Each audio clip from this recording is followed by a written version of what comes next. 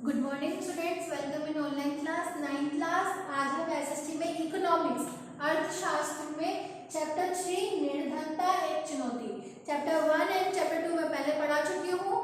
आज हम पढ़ेंगे चैप्टर 3 निर्धनता कि निर्धनता क्या है और ये एक हमारे देश की सबसे बड़ी कठिनाई और एक चुनौती का कारण भी है। जिस तरह से हमारे यहाँ पे जनसंख्या का विकास हो रहा है, जनसंख्या बढ़ रही है, लोगों को रोजगार उपलब्ध नहीं हो पा रहे, जिसके परिणाम स्वरूप हमारे देश में निर्धनता चरम स्पर्श पर पहुंच रही। गरीबी कि हमारे देश में गरीबी का विकास क्या हो रहा है, दिन प्रतिदिन 4 गुना बढ़ रहा है।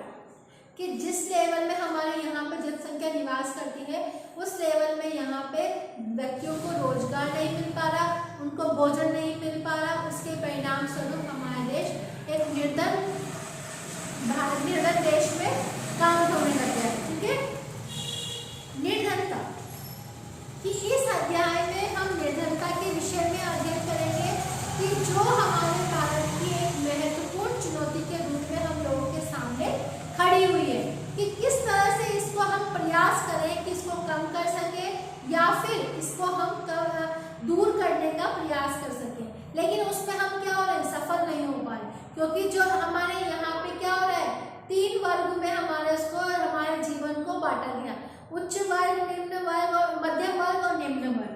कि उच्च वर्ग जो है उसके जीवन स्तर पर कोई प्रभाव नहीं पड़ता, मध्यम वर्ग मेहनत करता है, जितना उसको मिलता है उसको मिल जाता है। लेकिन निम्न वर्ग जो है, निम्न वर्ग ना तो पूर्ण रूप से स्वस्थ है, ना उनको शिक्षा मिलती है, ना उनको भोजन मिलता है, ना उनके स्वास्थ्य संबंधी उनको कोई जानकारी मिलती है।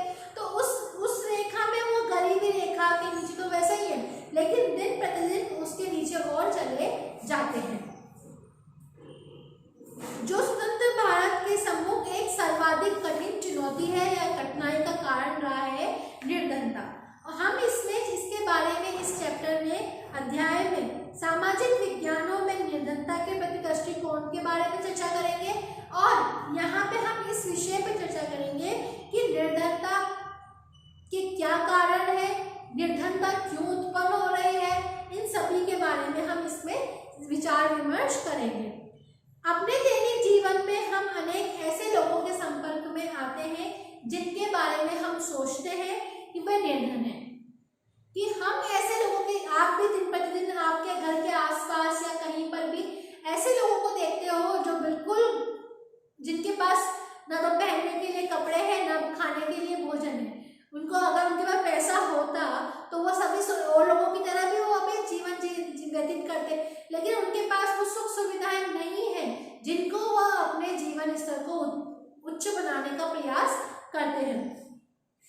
वो गांवों के भूमिहीन श्रमिक भी हो सकते हैं या फिर शहरों की भीड़ भरी झुग्गियों में रहने वाले लोग भी हो सकते हैं। कि गाँव में जिनके पास में जमीनें हैं वो तो पैसे वाले हैं, लेकिन कुछ व्यक्ति ऐसे भी हैं जिनके पास में जमीनें नहीं है, तो वो मांग कर अपना जीवन व्यतीत करते हैं। वे निर्माण स्थलों के दैनिक वेतनभोगी श्रमिक भी हो सकते हैं या फिर ढाबों में काम करने वाले बाल श्रमिक भी हो सकते हैं। आप देखते हैं बिल्डिंग्स वगैरह बनती है तो वहाँ पे जो काम करने वाले लोग होते हैं, जिनको डेली मेहनताना मिलता है 100 रुपये, 150 रुपये, 200 रुपये, उनको डेली मेहनताना मिलता है, जिसमें वो क्या करते हैं, अपना भोजन की व्यवस्था करते हैं, कहीं पर भी चौकी बनाकर वो अपना जीवन व्यतीत करने लग जाते हैं। वे चित्रों में बच्चों को उठाए भिखारी भी हो सकते हैं या हम अपने चारों ओर निर्धनता ही देखते हैं। हम अपने आसपास ऐसे अनेक बातों को देखते हैं जिससे हमें ये प्रदर्शित होता है या ये दिखाया जाता है कि हमारा देश जो है उसमें निर्धनता कितने स्तर पर फैली हुई है। वास्तव में देश का हर चौथा व्यक्ति निर्धन है। कि हमारे देश में जनसंख्या के अनुपात के अनुसार हमारे यहाँ पे हर चौथा व्यक्ति जो है भारत में वो निर्धन कैटेगरी में, निर्धन श्रेणी में उसको सम्मिलित किया गया है। इसका अर्थ ये है कि वर्ष 2011 और भारत में मोटे तौर पर 270 मिलियन या 227 करोड़ लोग निर्धनता में जीते हैं। कि हमारे देश में जो 11 और 12 के अनुसार, आंकड़ों के अनुसार ये निश्चित किया गया था कि हमारे यहाँ पे 27 करोड़ लोग आज भी गरीबी रहे हैं। इसका ये भी अर्थ है कि विश्व में भारत में सबसे अधिक निर्धनता का संदेह है कि हम इस बात पे पहुंचे हैं कि हमारे विश्व में भारत ही एक ऐसा देश है जहाँ पे निर्धनता में, गरीबी में रहने वाले लोग बहुत ज्यादा हैं। ये जो चुनौती है ये एक बहुत गंभीरता का विषय है जिसके बारे में विचार विमर्श करना एक अनिवार्य है हमारे लिए। अब है निर्धनता के दो विशिष्ट मामले, शहरी निर्धनता और ग्रामीण निर्धनता। ठीक है, तो पहले हम पढ़ेंगे शहरी निर्धनता। 33 वर्षीय, यहाँ पे आपको एक कहानी बताई गई है कि 33 वर्षीय रामशरण झारखंड में रांची के निकट गेहूं के आटे की एक मिल में दैनिक श्रमिक के रूप में काम करता है। जब कभी उसे रोजगार मिलता है तो वो एक महीने में लगभग 1500 रुपए ही कमा पाता है।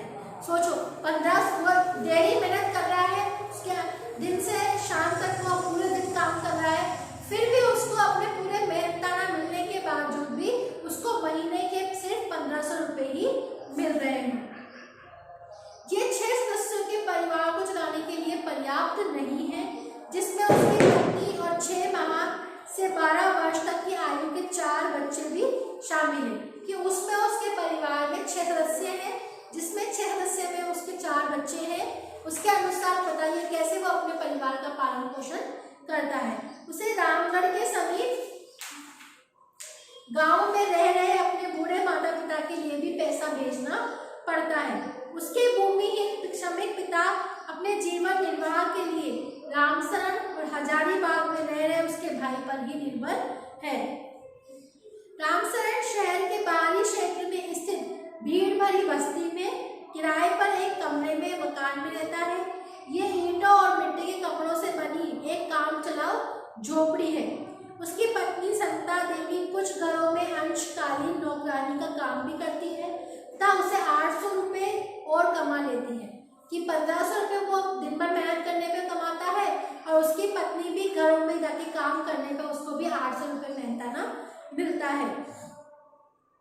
वो दिन में 2 बार दाल और चावल का अल्प भोजन जुटा लेते हैं, पर यह उन सबके लिए भी कभी कभी पर्याप्त नहीं होता।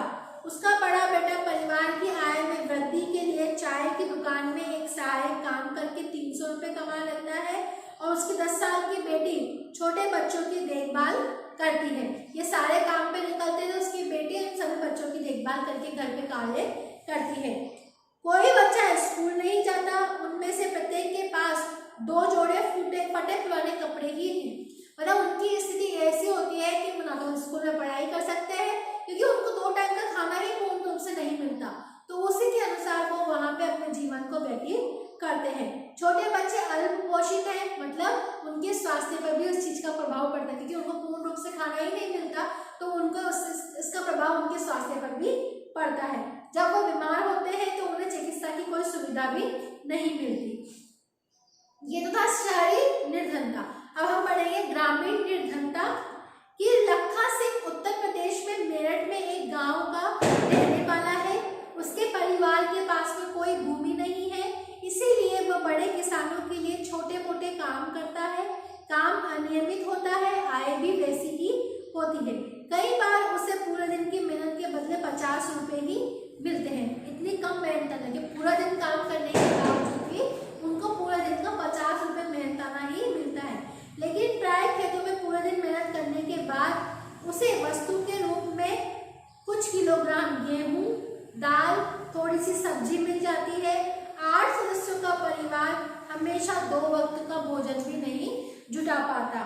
और लखा सिंह गांव के बाहर एक कच्ची झोपड़ी में रहता है। परिवार की महिलाएं पूरा दिन खेतों में चारा काटने, खेतों को जलाने और लकड़ियां बीनने में मदद करती है। उसके पिता की जो तपेदिक की बीमारी से थे, चिकित्सा के अभाव में 2 वर्ष पूर्व उसकी मृत्यु हो गई। उसकी माँ अभी बीमार से ग्रस्त है, उसका जीवन भी धीरे धीरे खत्म हो रहा है। गांव में एक प्राथमिक विद्यालय है, लखा वहां पर भी नहीं गया। उसे 10 वर्ष की उम्र में ही कम आयु में भी उसे कमाना पड़ने लग गया। यहाँ तक कि परिवार के लिए साबुन तेल का भी एक विलासिता है कि उनके लिए एक अपने जीवन में साबुन और तेल का यूज करना भी उनके लिए बहुत बड़ी बात बर्बाद हो जाती है, उसका इस्तेमाल भी वो अपने जीवन में नहीं कर पाते।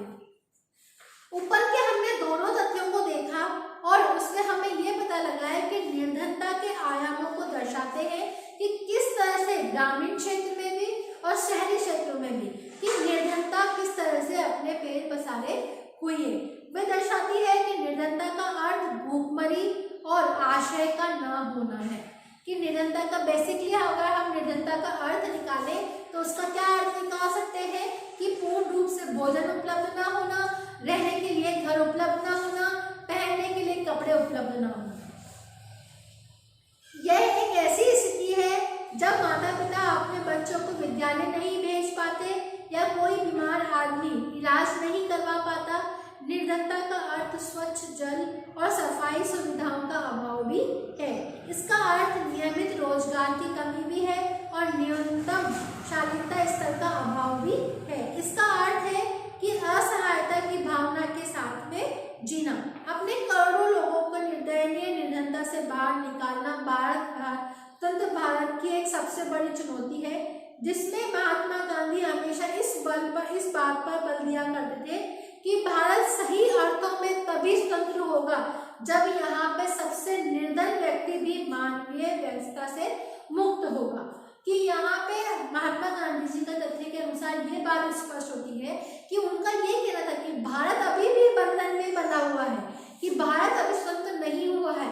भारत तब होगा जब यहाँ पे हमारे मानवीय अधिकार जो है, या जिस्मानी अधिकार क्या है कि हमें रहने के लिए अच्छा घर मिले, खाने के लिए भोजन मिले, रहने के लिए पहनने के लिए कपड़े मिले, जो हमें पूर्ण रूप से हमारी सुख सुविधाएं हैं वो हमें अच्छी तरीके से उत्पन्न होने लग जाए, वही देश हमारा भारत स्वतंत्रता की श्रेणी में गिना जाएगा। ठीक है, यहाँ तक आपको समझ में आ गया होगा।